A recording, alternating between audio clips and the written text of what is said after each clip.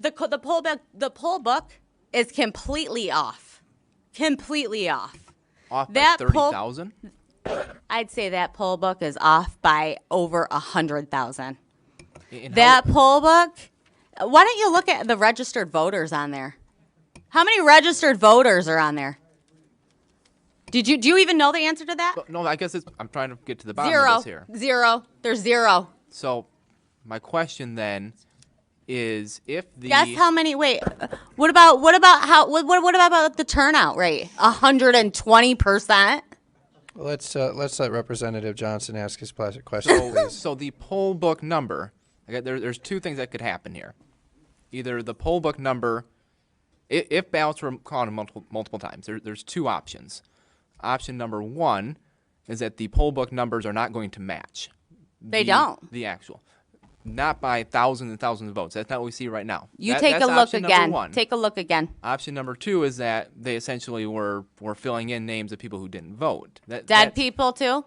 So is that? Let's I guess, let is that Representative your suggestion? Johnson ask his question, and then when I he's thought that done, was his answer. Okay. Well, I guess that's my question here is why we're not seeing the poll book off by 30,000 votes. That's not the case. What did you guys do? Take it and do something crazy to it? I'm just saying the numbers are not off by 30,000 votes. So I know what I saying saw. that they're filling in? I know what I names? saw, and I signed something saying that if I'm wrong, I can go to prison. Okay. Did you? okay, I'm just trying to ask you a legitimate question here. Yeah, let's let Representative Johnson ask his question, and then don't interrupt him, and then if you want to respond to it, that's fine. And did you have more, Representative? Yeah, I guess I just want to keep following back up with the poll book. So are we saying that the poll book is either wildly off or that they are filling in names? It's wildly off, and dead people voted, and illegals voted. Okay. So that's my answer. I think Going back to the ruling from Judge Kenny, Timothy Kenny, he writes that your description of the events at the TCF Center does not square with any other affidavits. Yeah. He says that there are. my mistake? Excuse me, I'm speaking. Please, Thank you. let's let the representative finish, and then you can. answer. He writes that there are no other reports of lost data or tabulating machines that jammed repeatedly every hour during the count. He also writes that neither Republican nor Democratic challengers nor city officials substantiate your version of these events. The allegations simply are not credible, is what Judge Kenny writes. So my question for you is, you're making claims here today that there's systematic fraud in what's going on in our elections. Are the courts also tied up in that fraud? Let me tell you what I did by accident, okay? I gave Channel 7 an interview that they tied in to that and made me the witness that's uncredible. Guess what? There's going to be a couple behind me that are going to say the same thing I just said. And The witness before you was also proven not credible as well by oh the no, same she judge. wasn't, because She was. she wasn't even there. Representative The very Camilleri, first let her time finish, she has please. talked. The very Ma'am. first time. So I just want to understand. I don't know what exactly all the things that are being talked about there are, but can you tell us what you said today is the truth? Is that correct? Sir, I wrote a written affidavit. Yes, it is 100% true. Okay. And did other people observe this? Absolutely. And behind me, you're going to hear a couple. Okay. And we'll hear And from them. let me just hopefully. state this. I was an IT worker on the stage. I was working with Dominion. I had no poll workers were not allowed on the stage. The data loss, nobody would have heard about that besides me, Samuel, and Nick. Okay? Just like nobody knows that Samuel went to the Chicago warehouse besides me because I worked for Dominion. Why is it that we're not having more people come forward? I mean, it seems like if there I'll was tell all you this why. widespread fraud that, we'd have dozens and dozens of people. I'll tell you why. My life has been destroyed. My life has been completely destroyed because of this. I've lost family. I've lost friends. I've been threatened. My kids have been threatened. I've had to move. I've had to change my phone number. I've had to get rid of social media. Nobody wants to come forward. They're getting threatened. Their lives are getting ruined. I can't even get an actual job anymore. I can't. Because Democrats like to ruin your lives. That's why.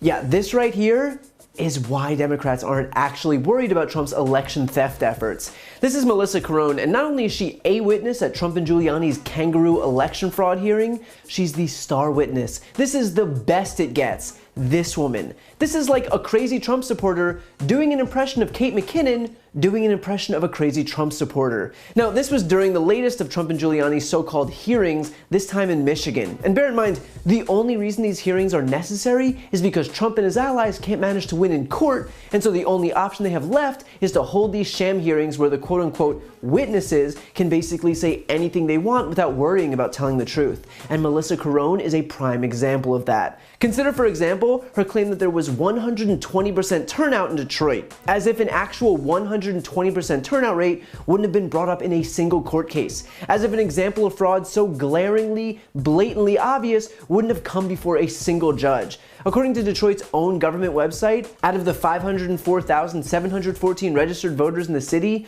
250,138 voted. That's not so much 120% as it is 49.5%. But hey, numbers can be hard. Another issue she brings up is this claim that batches of ballots were being run 8 or 10 times or even more. Only, if batches of 50 votes were being run 10 times and coming in at 500 ballots a pop, the counting boards would have been way off, and they weren't off, which means that either they figured out a way to reinvent math in Michigan, or she doesn't know what she's talking about.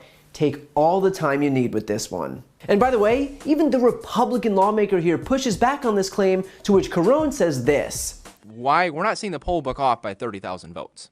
That's not the case. What did you guys do? Take it and do something crazy to it? That the Republican lawmakers took it and, quote, did something crazy to it. Now she's claiming that Republicans are involved, which I guess shouldn't come as a surprise, considering this entire conspiracy theory being propped up by the likes of Rudy Giuliani and Sidney Powell involves the CIA, the DOJ, Republican secretaries of state, Republican governors, Cuba, China, Venezuela, and Hugo Chavez, who's been dead for 7 years. So yeah, why not just throw a few more Republican lawmakers into the mix of people who were apparently conspiring to take down the Republican president? Totally checks out. And by the way, Carone has already tried this whole song and dance in court. And the judge, Timothy Kenny, the Chief Justice of the Third Circuit Court in Wayne County, Michigan, said that her description of the events, quote, does not square with any of the other affidavits, and that, quote, her allegations are simply not credible. And so, of course, she became Rudy Giuliani's star witness. Because he's not trying to win in the court of law, he's only trying to win in the court of public opinion. So he found someone just as discredited as he is and made her the face of this circus. Consider, too, that in this very hearing where she pushes back against allegations that she was discredited, she claims that she had to get rid of social media. And yet somehow, when I typed her name into Facebook, there she was, with not only an active account, but a profile picture of her and Rudy Giuliani. Doesn't exactly look like someone who's shying away from the attention. In other words, she discredited herself in the same hearing where she lashed out over allegations of being discredited. Surprised? Yeah, me neither. And finally, she claims that she's telling the truth because she can't get a job anymore, and so allegedly, she'd have nothing to gain by coming forward. Although, judging by her decidedly not deleted social media, she's obviously reveling in the attention. And I'll just say this, simply enough, I don't think Democrats are why she's not employed. Here's the thing, these Republicans who even agreed to hold this hearing probably did so because they thought there might be some political benefit for them. They might have even thought that there was a chance they'd be able to help overturn the results of the election and keep their guy in office.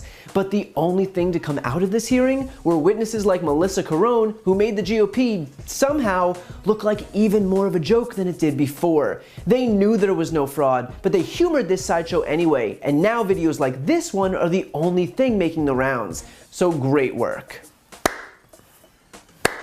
Really. If you like this video, please check out my podcast, No Lie with Brian Tyler Cohen, where I take a deep dive into the week's most important stories and interview major players in politics, including Kamala Harris, Katie Porter, Adam Schiff, Nancy Pelosi, Eric Swalwell, Mary Trump, Al Franken, Cory Booker, and many, many more. Again, that's No Lie with Brian Tyler Cohen, available anywhere you listen to podcasts.